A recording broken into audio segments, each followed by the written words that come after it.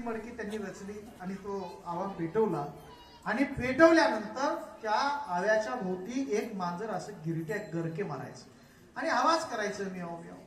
महाराजांच्या लक्षात येईना हे मांजर इथं येत आहे का म्हणून फेऱ्या मारताय.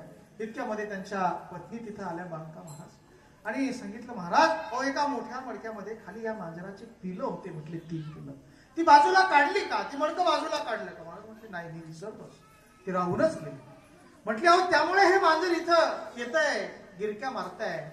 महाराज तिथंच बसले त्यांच्या पत्नी तिथं बसल्या. दोघांनी अन्न पाण्याचा त्याग केला आणि भगवान पांडुरंगाला प्रार्थना केली देवा अरे तू भक्त प्रल्हादाला अग्नीमध्ये रक्षण केलं पांडवांना तू लक्षात ग्रहामध्ये वाचवलंय ना मग आज कर माझ्यासाठी हे मांजराचे पिलं सुद्धा वाचव आणि हे मांजराचे पिलं मांजराला दे देवा. सगळ्या असणाऱ्या संसाराचा सगळ्या वस्तूचा पदार्थाचा परित्याग करून फक्त तुझं भगवत चिंतन करेल बस एवढंच मी करणार आहे. त्यावेळी सांगितलं पत्नी आहो म्हटले देवाला नवस करा. देव नवसाला पावतो.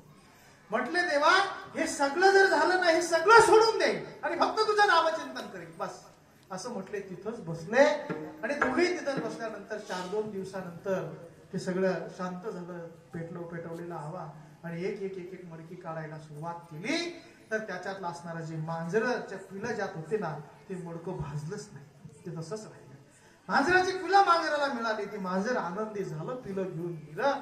महाराजांना मनोमन आनंद झाला आणि भगवान पांडुरंग परमात्म्याला दिलेला शब्द आहे ते सगळं विप्रांच्या करवी न्यायला लावलं. विप्रांना बोलवलं सगळं घेऊन जायला लावलं आणि सगळं सोडलं आणि गावाच्या कडेला राहणं पसंत केलं.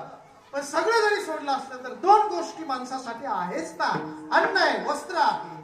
तेव्हा अन्न व्यवस्था कशी करायची. गावाच्या कडेला वाळलेली लाकडं झाडाची लाकडं जमा करायची. ती करत असताना कशी करायची. झाडाचं ओलं लाकूड तोडायचं नाही झाडाला वाळून पडलेलं लाकूड जमा करायचं.